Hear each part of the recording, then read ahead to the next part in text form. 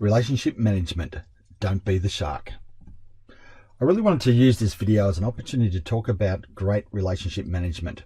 Yes, we have customer relationship, as we see on this slide here, and we also have our team relationship management. Over a long journey, I've always coached and spoken to clients around building great customer relationships, but also to using the similar skills to build great team relationships and staff relationships. So when we talk about our customers, there's a whole range of things that we deal with in regards to relationships, and building that trust is really important. So we look at, obviously our service and the loyalty of the customer and their satisfaction and the support we provide, but in essence around how do we build the relationship. The 5 skills for successful relationship management. You must understand and get your coach to help you with this, thinking about how you're building that through the communication process, through how you're leading, how you're coaching, how you're hunting for your business, and how you're positioning yourself. And I've done that from a backwards point of view for the specific reason that you are always communicating. Or if you've ever thought about what is the key skill in business, communication is right up there.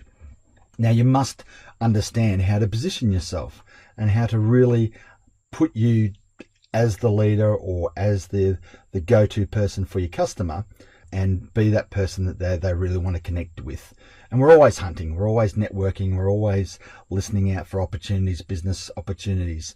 So as an organization, we're always understanding what the landscape is and where we need to go to connect to get the next opportunity. And I love coaching because coaching is around great questioning, which is in hand with great sales skills and obviously great communication and rapport skills. And you must always be leading yourself and others in the right direction. So I touched on trust before. Successful relationship management is built on trust. It's really important that you listen to the stakeholder you're talking to, the client you're talking to, be genuinely interested in their situation and understand their personal wants and needs. We often look at the weather as an easy way to have a conversation or to start a conversation, but there might be other things that you get to know about them. Relationships aren't built overnight. They take time, so you must put in the effort. And if your intention is just purely to sell them something or just to get something from the relationship, then it's not going to work the way it should. So you must express your style. Be you. It's really important. Share your interest, be open, be honest, and don't forget to smile. The power of a smile can never be undervalued. And that's how you can really create and build that trust. Because if you've got someone that's got a great smile and you get to know them, you get to understand them over a month, 2 months, 6 months, 12 years, whatever it might be, that relationship will last the test of time. Okay? So talk through the awkward stuff. I always like to put that in there because there will be awkward situations. Sometimes they will say no, and sometimes they won't agree with you, or sometimes there might be other opportunities that they're considering that don't involve your organization. So always be open and build that trust. And when we talk about leadership and with your team, it's simple because it's very similar to the client and the customer relationship. You must be open and positive and develop that feedback loop. I always recommend that you coach and mentor and bring that feedback loop into the conversation. Have the other person's best interest at heart. Very similar to before. You must understand what do they want. It's the WIFM, what's in it for me mentality. Okay, work on your conflict management skills, and we've got some great videos that you may have already seen, but if you haven't, go and have a look at those, because there's great conflict management tools that you regularly can use. Be a team player. Always collaborate and cooperate. Work together as a team. Engage people. Bring people in. That makes them feel a part of your relationship and your world. Okay, be influential, not manipulative or forceful, but influence. Okay, through great communication and bringing them in and knowing your team and your employees, and build them up. Everyone likes to feel that they're valued.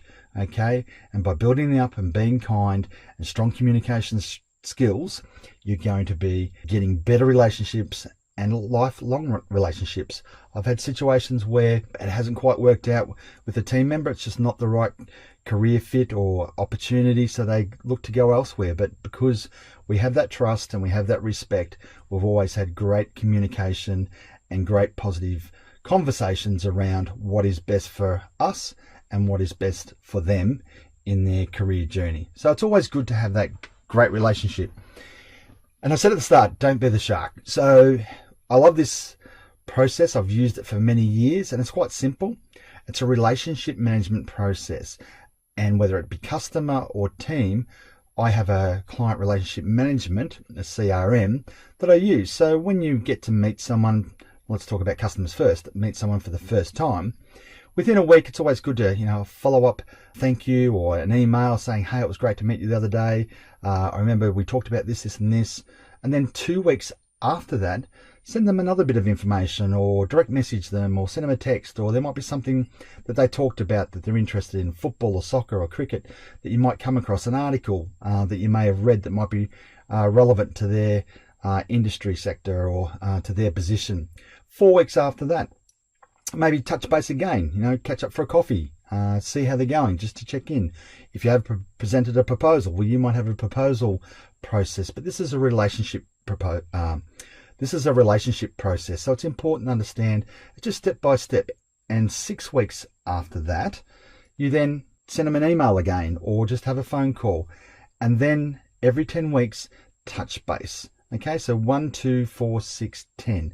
It's a simple process, but in my experience and working with other clients, that this is a really good process around building relationships.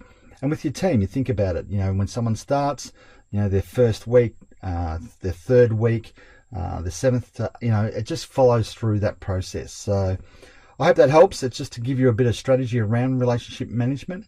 It is a really key component of being successful in any organization. You must build strong customer relationship and obviously team relationship. And hope this helps. Work with your coach on this one. Yeah, I hope you really enjoyed, and don't be the shark. Thank you.